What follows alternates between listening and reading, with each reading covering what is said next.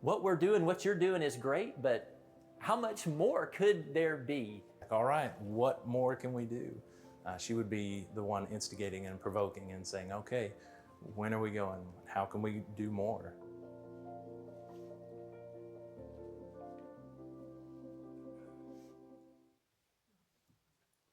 Good morning. It says welcome on the slide, and we do welcome you at this time. As you know, our pastor's away today. His daughter got married last night, and they're away. And Jimmy Hopkins will be filling the pulpit today, our own. We're glad to have him here, and we're glad to see everybody else. I want you to please stand at this time and welcome those around you. Give them a big hug and smile and handshake, and welcome everybody.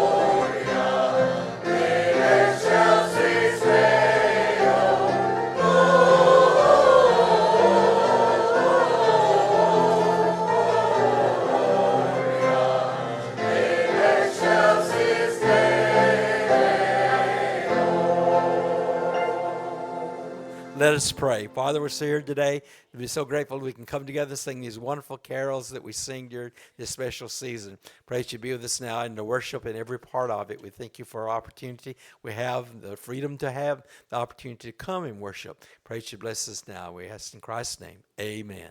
You may be seated if you would. We're going to continue by singing carols, O Little Town of Bethlehem, and it became of a midnight clear after that.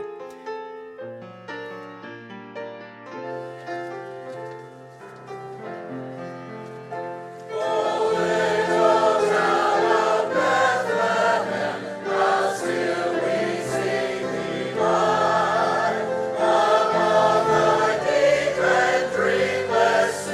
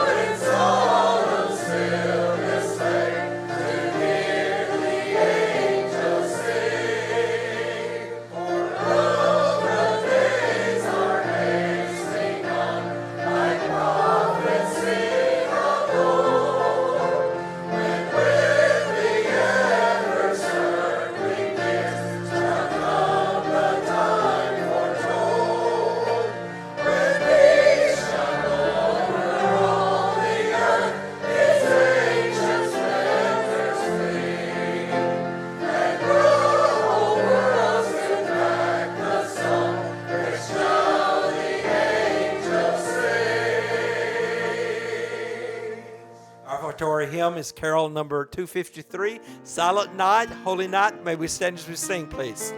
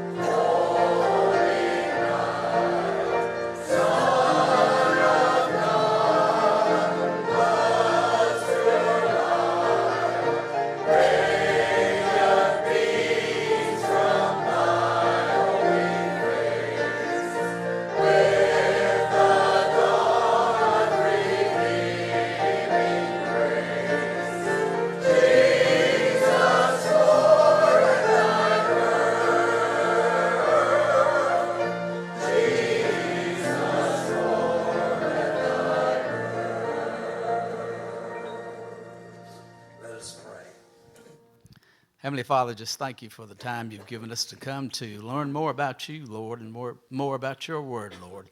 And I pray that you give us wisdom and boldness to share our faith and witness to others and share our faith. Lord, just bless the rest of the service. Be with Jimmy as he brings the message, Lord, and be with Johnny and the choir and the singing, Lord. And we pray that this service be acceptable to you, Lord. Now we come to the part of worship where we give back to you what you have so graciously given back to us, Lord. And I pray that each and every one that gives will give with a cheerful heart. Take this offering, bless it, use it for your glory. In Jesus' name we pray. Amen. Amen.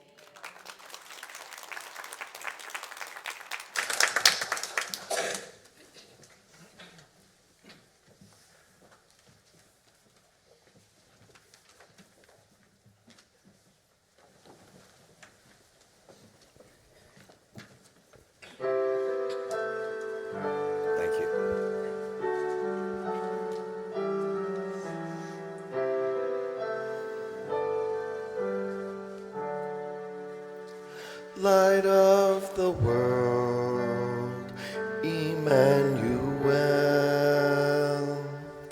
The Word of God has come to dwell. Our only hope is in a child. Let God and sinners now be reconciled. Glory, glory, we have our Savior. Glory, glory to our God. Peace on earth is born in a manger, for love has come to us. We have our Savior.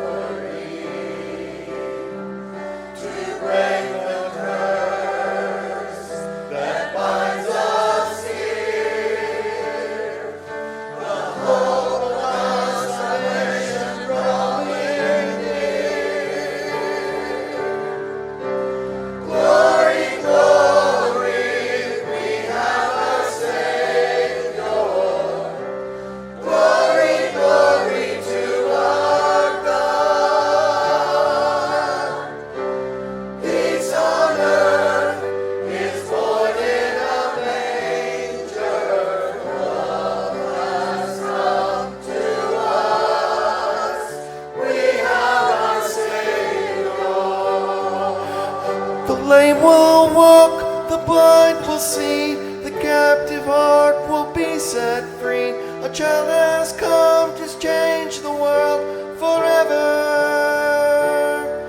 No more will sin or sorrow reign. A king has come to save the day. The light has dawned and darkness is over.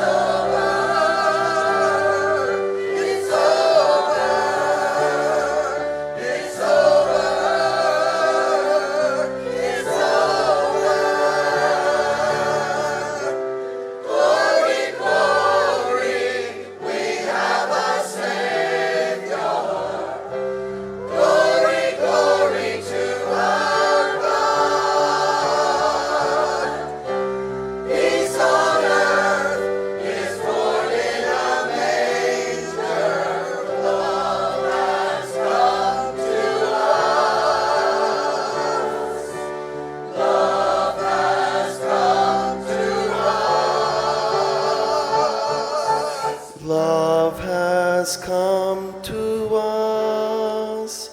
We have our Savior.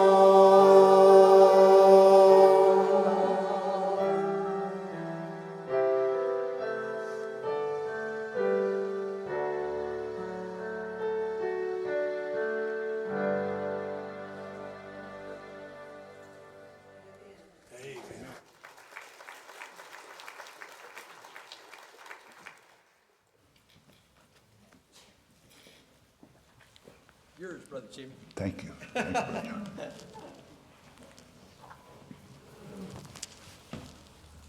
Now, let me get these things over with. I want to thank Brother Paul for allowing me to stand here, but I want to thank you for staying here to listen to what I have to say. I've been given all kinds of instructions for this morning. Brother Paul said, hold it under 2 hours. Different ones have told me that they have never heard of a bad short message. Okay? I'm not going to tell you how many have told me that, but different ones.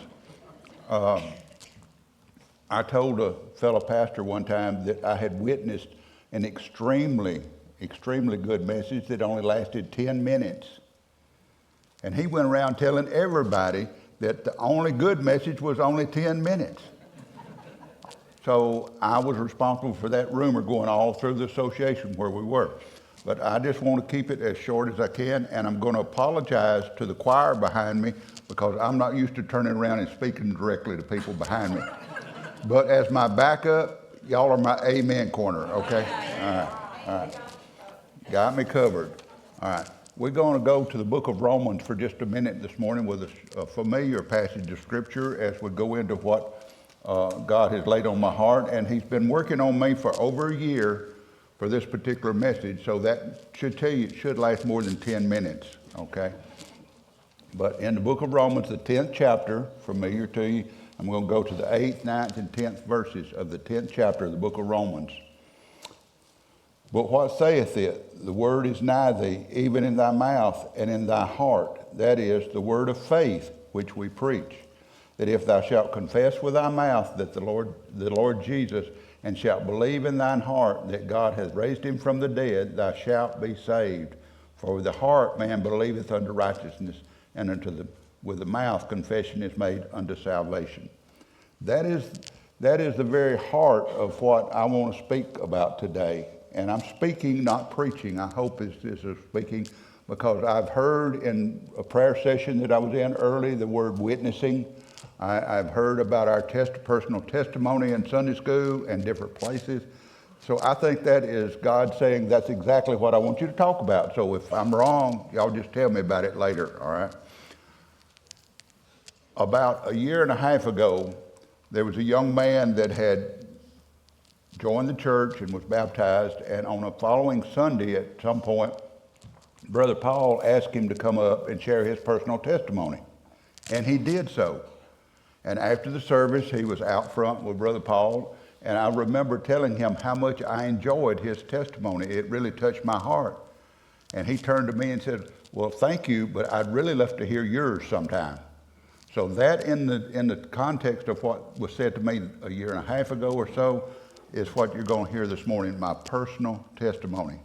Now, some of this, my wife, she don't like to mention her name, Judy, but Judy has not heard some of this, okay? So don't tell her unless you want her to know it, all right? But when I was in a particular job going around, some of you have had similar jobs. I was a debit insurance agent where I went to people's homes and collected their premiums on a monthly basis. And one of the homes I would go into, the last name was Attaway, started with an A, not H, Attaway. And getting to know people and them getting to know me, somehow or another, they got to know that I was active in church. And so on one of my visits, the 18-year-old girl, Dolores, said, Mr. Jimmy, can you tell me if I was really saved when I got saved? I said, do what? She said, I was about 10 years old and went with a friend to a revival service, and the evangelist got up there at the invitation and held up a shiny dime and said, the first child that comes up here for salvation is going to get this dime. And says, my friend nudged me on the elbow and said, Dolores, go, you can get that. So she said, I made a beeline up the aisle and I got that dime. And they baptized me into the church. Now, was I saved? Y'all got to know that a young Christian myself had to take a lot of thought and a lot of words coming out of my mouth to try to explain to that young lady that, no, I did not believe that she experienced salvation if all she got out of it was a dime, okay? So I'm going to go into my personal life now and try to bring you up to where I am today. When I was about 8 years old, our family did not go to church. I'm sorry, but there are children that have not carried to church even today. But my family did not go to church. My mother and my father believed in God. They believed in God's ordinances and things that we were supposed to do. But we didn't go to church. The only time I saw the inside of a church is when we visited my grandparents over in West Alabama, and I went with my first cousin to their church and sat there. And so 8 years old, you imagine I'm sitting there with a 12-year-old first cousin and his friends who are, y'all have never been there, but a church with the wooden benches and the kids, the boys that get out their pocket knife and carve on the back of the pews. Y'all have never seen that done, I know. But an 8-year-old just was amazed that they would do that to the church pews, you know. So what I get to is after the church, I'm at my grandparents' house, and it was summertime, and the tradition was that all the adults would sit out on the porch and talk for 2 or 3 hours after eating, all right? As a child, 8 years old, I'm sitting over on the end of the porch, just on the edge of the porch, and a neighbor came by and stopped and was talking to them, and this is what I remember. He looked over there at me and he says, his name's Jimmy, right? They said, yes. He said, Jimmy, I paid close attention to you during church. You were paying attention to the preacher. Do you know what he preached about? And I started relating to him what the message was about. Now, at that point, I was able to quote what the preacher said, but it was no understanding. Some of those church words he used, it went right over my head, but I could say the words he said. And many of us at a younger age, or even as an unmature age, will be that way with that said before us. So I sat there and I shared what the preacher talked about. And he said, see there, he was paying attention. Well, I paid attention throughout my life to what the preacher said, the Sunday school teacher said, but it was just words. It was just words.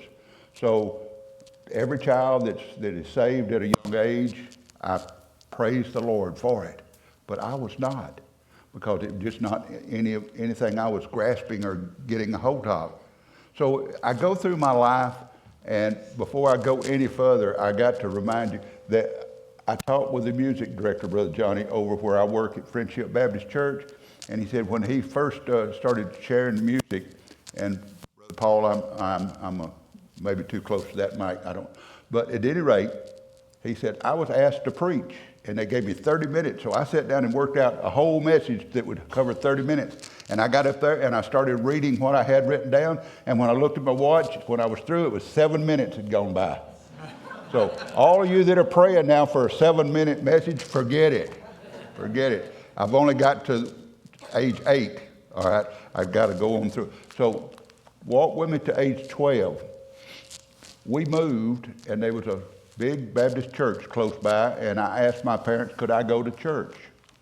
So by myself, I got ready, and I walked out to the church at the end of the street, Pleasant Ridge Baptist Church in Hueytown, Alabama. And I got directed to the Sunday school class, boys' Sunday school class, 12-year-olds that I was supposed to be in. And the very first Sunday, they set us around a rectangular table, and the teacher is called out, and he says, y'all go ahead and read the lesson. Y'all say, this never happened, he's making it up. But all these boys started reading a word or two and putting in the punctuation and just laughing their heads off. And the next thing I know, they're up running around, scuffling with one another and everything like this. And I'm sitting there amazed, trying, what kind of church is this? How is it supposed to happen? The teacher walked back in. And what I remember about that occasion, when I was 12 years old, he scolded them, sat them down, and he said, I want to know why the only unsaved person in this room is the only one acting like a Christian. Now think about that for just a second. I'm still basically that 8-year-old that knows not much about church. I'm trying to see and learn what it's about. But I'm not acting like, in my mind, a Christian. I'm not part of the church or anything like that. That's what being a Christian is, right? Joining the church, being baptized, and doing those church things. But as the time progressed and he involved me in things with the class, we had a assembly in the sanctuary one day, all the Sunday school classes, and the preacher asked us to bow our head and close our eyes. Y'all remember when we used to do that when folks prayed? I bowed my head and closed my eyes like an obedient, acting like a Christian, and I felt somebody come by and nudge my elbow, and it was the Sunday school teacher, and he whispered in my ear, Jimmy, I just want you to know that I'm praying for you. And if you ever have questions about your salvation, you can come to me and I will talk to you about it, and I'll try to talk you through it. That was the first invitation that I'd ever really received, but I scoffed it off. I just said, thank you. And he eased on back to the other side. I went home and forgot about it. So at 12 years old, I'm still acting like a Christian, but I'm unsaved, okay? I still do not know Jesus Christ as my Lord and Savior. Now, y'all heard that. Y'all saying, well, we know folks that's been that way, right? We know folks. But here is the thing. 2 years passes. I'm 14 years old now. I'm old enough to definitely know what church is all about. I've been going to this church now for about 2 years, off and on. I've been sitting with the pastor's son during preaching. So he's given me all kinds of instructions about what is and ain't supposed to take place as a child of God. So I know the facts. 7:30 on a Tuesday night, some of you may remember that Red Skelton program came on at, about that time. That was my family's favorite TV show.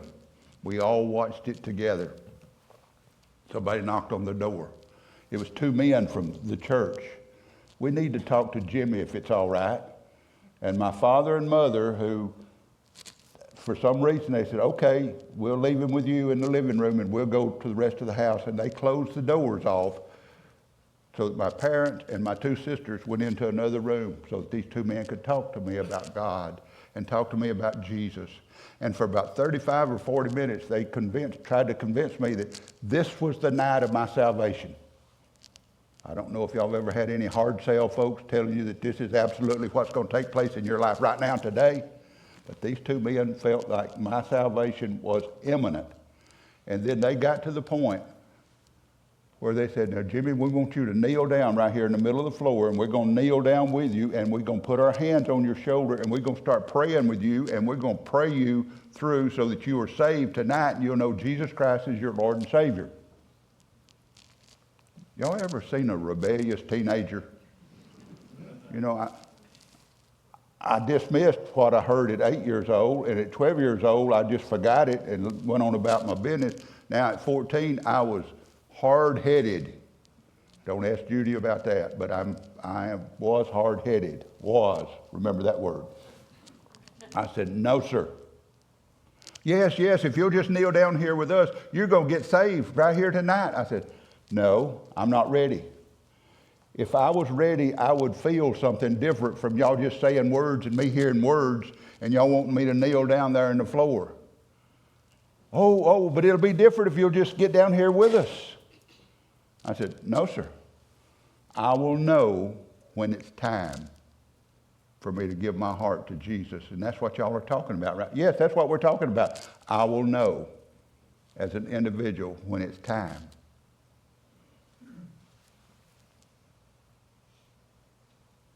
They finally got up and left. My parents came back in, and they had overheard all that had been said, because in a small house with just some doors between you, they heard all of it. And they said, we don't know whether to applaud you or say, oh me, because neither one of them were Christians. Neither one of them were church members. Nobody in the family was. But they said, we accept your decision right now today. I said, okay, that's fine. I'm not going to kneel down with them. Y'all believe that life goes on even though you say no to somebody trying to get you to kneel down in the middle of the floor? I grew on up. I graduated from high school. I got a job. I got drafted. I got sent off in the Army. I served my time in the Army. I got out of the Army, and I came back to my job, and I'm working, and everything's still just floating on just as it was. And then, for some reason, I moved to another part of Alabama, and I met my wife. Did that change me? In a lot of ways, but not as far as church. We, as a married couple, did not go to church. I'm still the same old lost person that is unchurched, and so we didn't go to church. I told somebody one time in one of my testimonies, that I, for the life of me, cannot remember what we filled up our Sundays with before I got saved. That's another story. We'll not get to that today. But I cannot remember it. Can you remember what happened with your life and what you filled up your life with before you surrendered to Jesus Christ as Lord and Savior? I hope you can't remember. I hope God has replaced it with so much goodness in your life that you don't ever want to think about those things. But we were sitting at home on a Saturday night, And the little local church down the road, the pastor and his wife and another member and his wife had formed a little quartet. Y'all know about little church quartets. Well, they came by the house and stopped and knocked on the door, the two ladies, and said, we went to the house to get some sheet music, and we decided we were going to stop and invite y'all to church. I said, okay, when would you expect me to come? And the preacher's wife said, tomorrow. I said, well, this is Saturday night. You want me to come tomorrow? Yeah, that'd be good if you could just show up tomorrow. I said, okay, I'll be there. Well, I got told later by this same lady that I was the first person she had ever invited to church that actually did what I said. I showed up the next day for church. No, I did not get saved that next Sunday morning. No, I did not feel conviction to bow down on the floor on my knees with somebody else that first Sunday going to church. But we did start going to church. I'm not going to say exactly how long, but Judy and I had been married approximately 5 years by this time. 1975. We started going on a regular basis to that church. Started listening to that preacher. Got to doing things along with them as far as fellowship and things like unto that. But now I'm going to get down to the main part. In April of 1975, I'm still that lost, really unchurched, even though we were attending church, person that you see and you mingle with at work and everywhere else. I was that person acting like I knew what being a Christian was all about. But that, if I can remember correctly, it was a Wednesday night. The preacher brought just a scriptural lesson. Bible study is what we call it in most Bible teaching Baptist churches. He taught the lesson and it didn't really say anything to me. And we got in the car and we headed back home. Now, you got to understand, we only lived a mile from the church, so it wasn't a long drive where you could contemplate and it began to sink in what the preacher had said. So we drove a mile and we get out and we go in the house.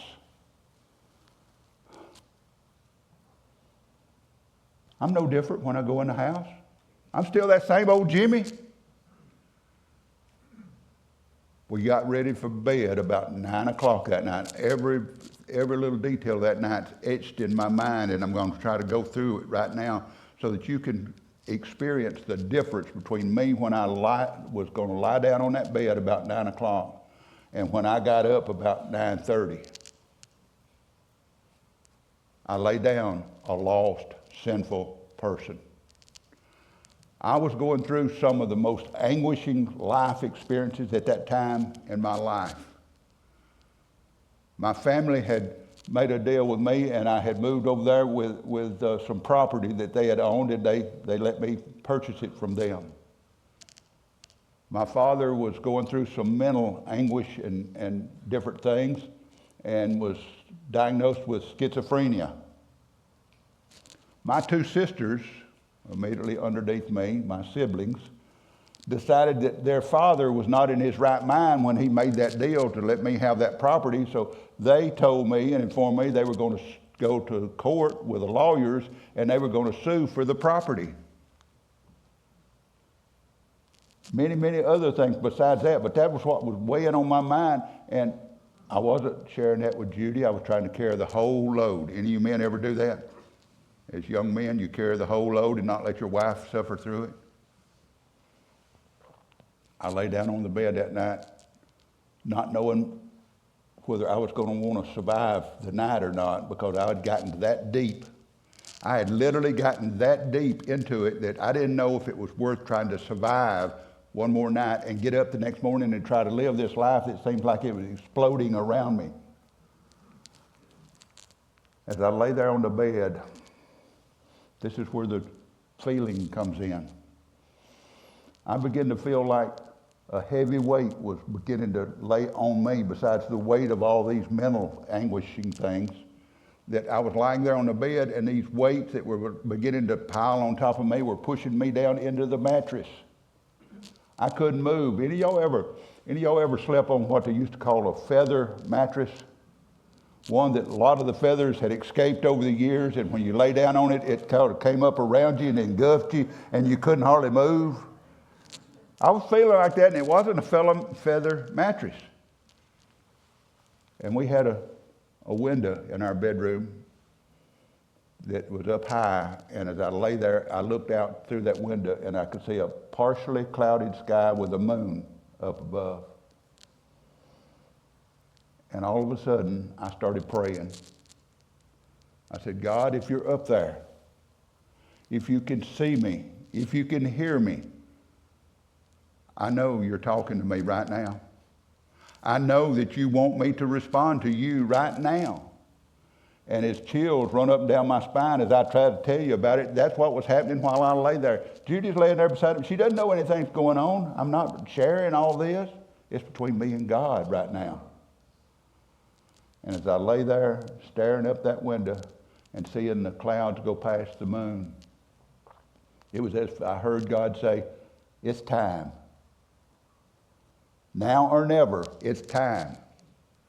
You make that decision now, or forever I will leave you alone. Remember, 8, 12, 14, now 29 going on 30.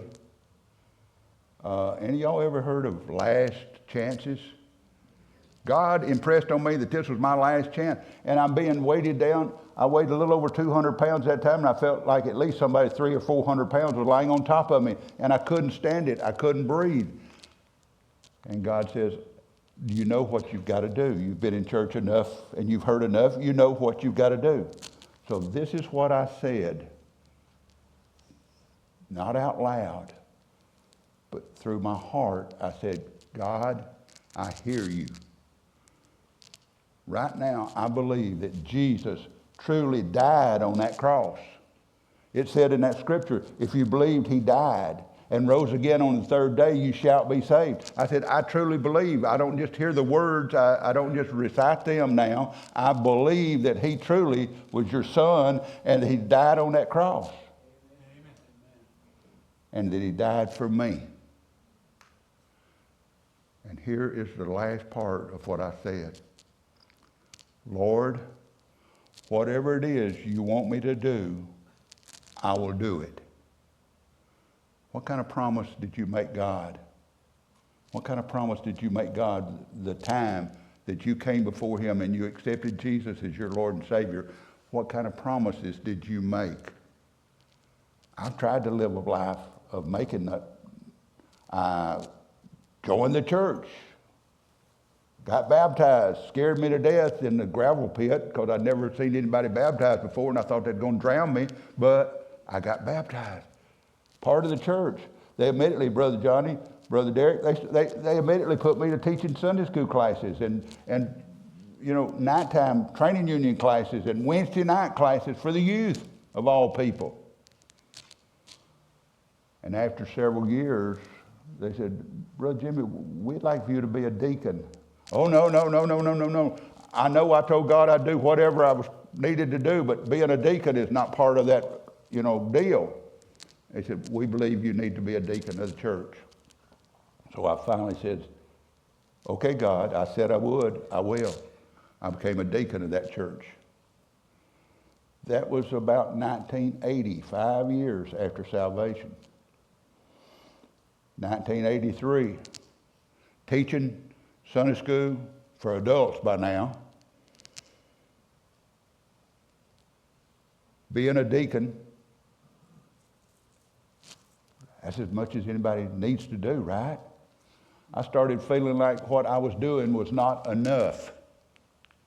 So I went to a former pastor's house and I said, Brother Kenneth, I need to talk to you.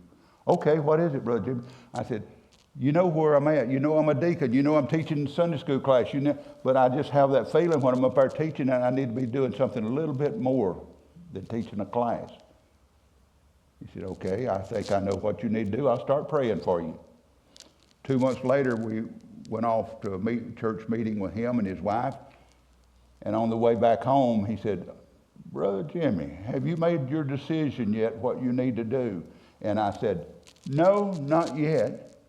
I'm still wrestling with it. And he said, you know what you need to do. Just do it. Well, that basically is what God had told me that night. I'll show you what you need to do, John. Just do it because you said you would. And so as time progressed, I surrendered to preach. Since then, I have been blessed by seeing God's word fall upon not deaf ears, but hearing ears. And I've seen hearts melt, just as mine melted that night. And I pray that if your heart has not been given to Jesus as yet, I pray that this is the day. It doesn't have to be because I've brought this message, but it's because God says now is the time. Now is the time if you have not already done so. So, I've not looked at my watch. I'm not going to. But we're going to close the service right now. And if it's less than 2 hours like Brother Paul gave me, y'all can give him the time, extra time back, and he will definitely add it to a message soon, okay? But God wants us to allow him to speak to us as individuals and us to respond as individuals, not as a group. So if God has been speaking to you this morning, I pray as we come to this close of this service that you will respond. Now just let me say it before we get involved with the invitation. At the close of the invitation, and we have our regular song and prayer, Brother Derek's going to bring that prayer.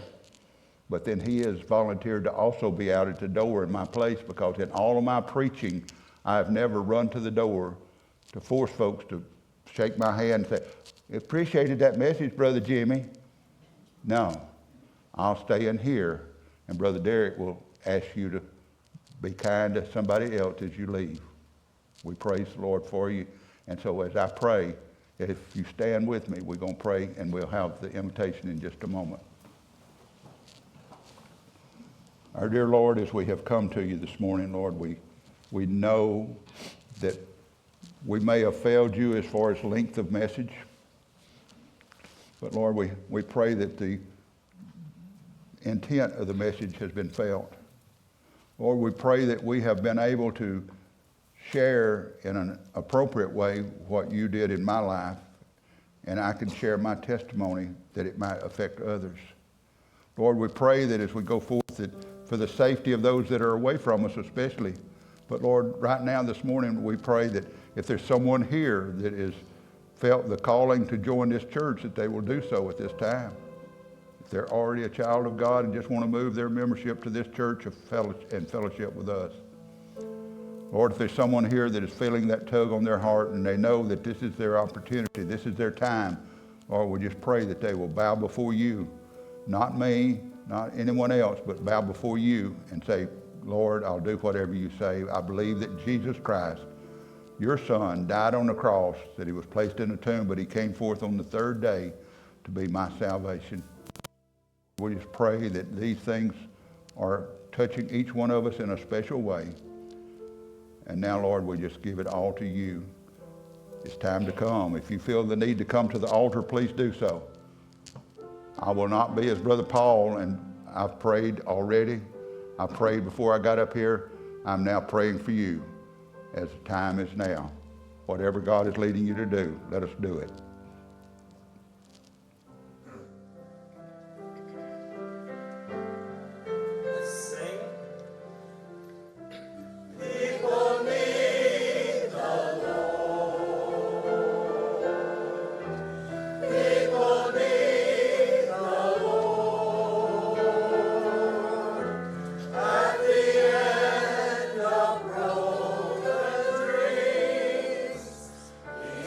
Over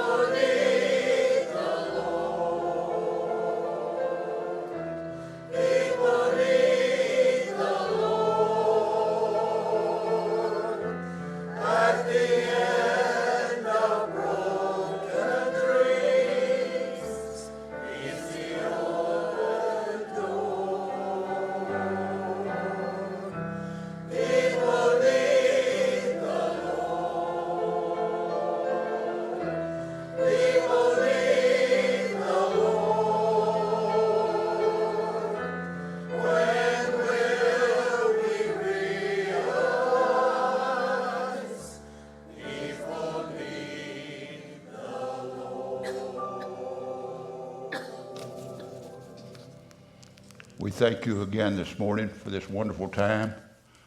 Even as we come to this, our final song of the day, it's not going to be our final prayer. Brother Derek's going to come and lead us in that prayer, and then he said he's going to run down the aisle trying to get to the front door before you get there.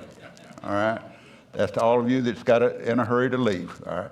We praise the Lord for this time, and we pray that Paul and Lori and the rest of the family make it back home safely. And those two that got married last night are just beginning to rejoice in a life together. Brother Derek. God be the glory.